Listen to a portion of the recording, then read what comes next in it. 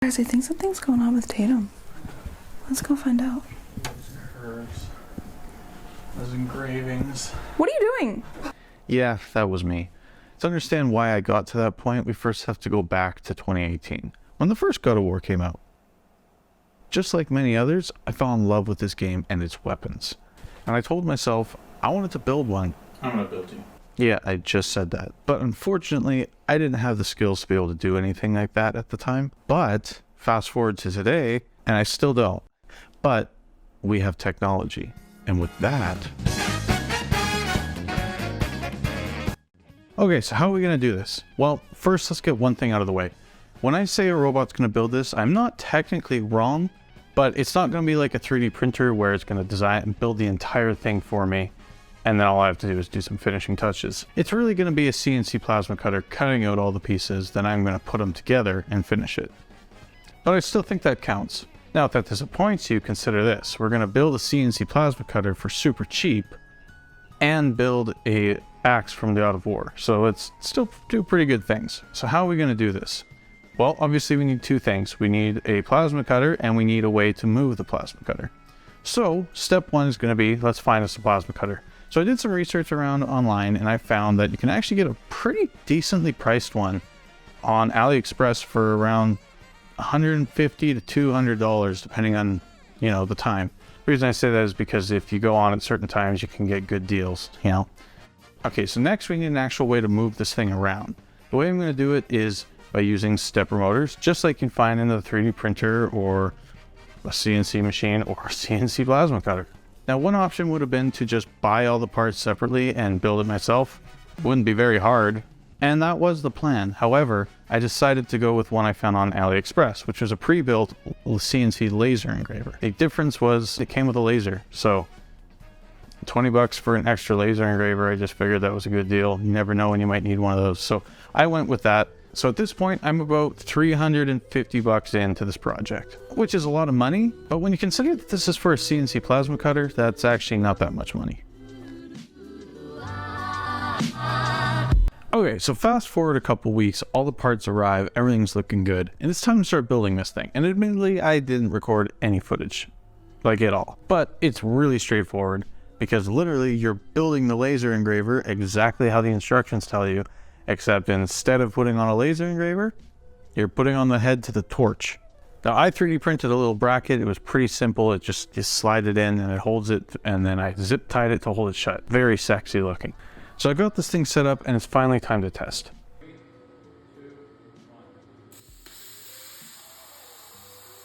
This is where our first problem starts to arise.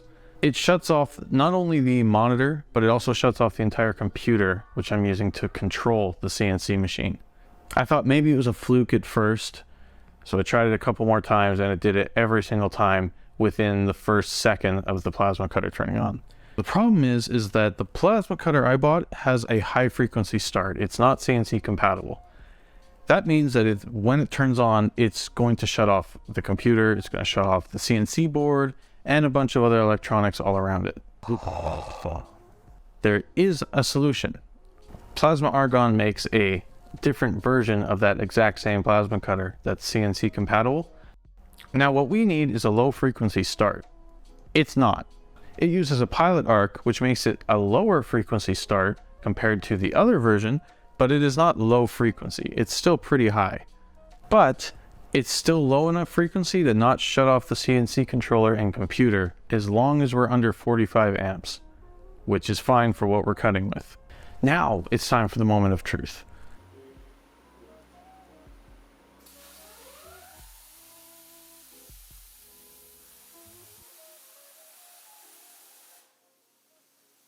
Yeah, it still didn't work. We have to adjust a bunch of the settings. I was moving way too fast. Might not have had enough power, might not have had enough air. It's really hard to say. So began a long and tedious and wasteful process of trying to cut stuff, changing settings every single time. Finally, after a couple days of testing, I was finally able to get a cut. It was an ugly ass cut and it had so much like buildup of dross, but you know what, baby? That was mine. My machine did that. So I'm like a proud parent right now. So with that awesome success, it's time to finally start cutting our pieces. So with the axe here, the machine is actually going to be building the head for us. So we need to tell it the shape of everything we want it to cut.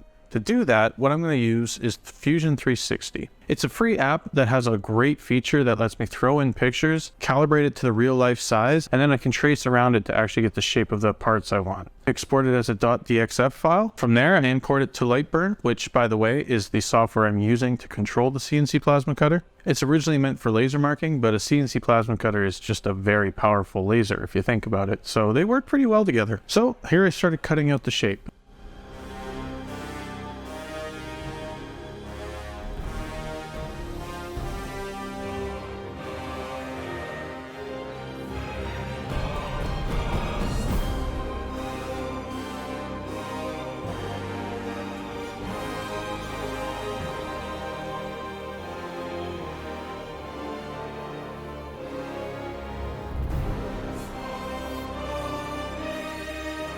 Now, unfortunately, I didn't get my parameters perfect yet.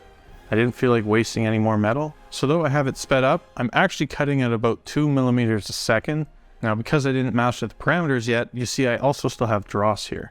But that's okay, because I also found that if you just take some pliers, you can pry it off really quickly. So for making the coupling, which was going to have the handle going through it, I needed to find a way to flatten it a little bit. Now, I tried naturally just hitting it with a hammer. This would have worked, it just probably would have taken the rest of my life. But I'm in luck. See, a few years back I actually made Stormbreaker from Avengers Infinity War. I actually used this as my dedicated axe, and I've never tried using the sledgehammer portion.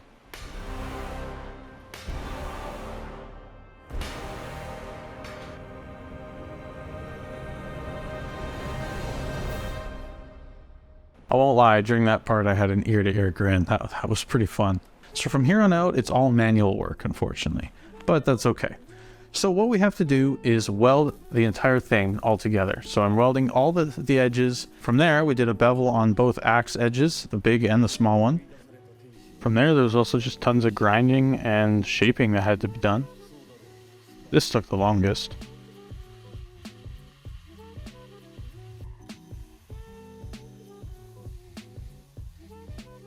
Then we have to take the little side pieces and round those out, which when you don't have the tools is surprisingly difficult.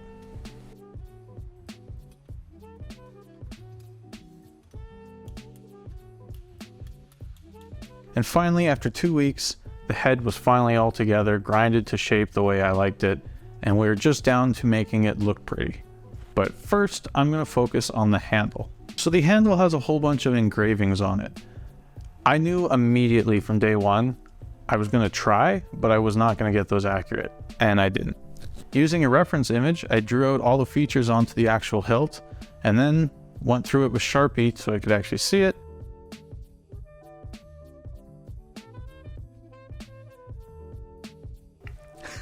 I never claimed to be good at this. And then using a Dremel, I actually went through and engraved everything.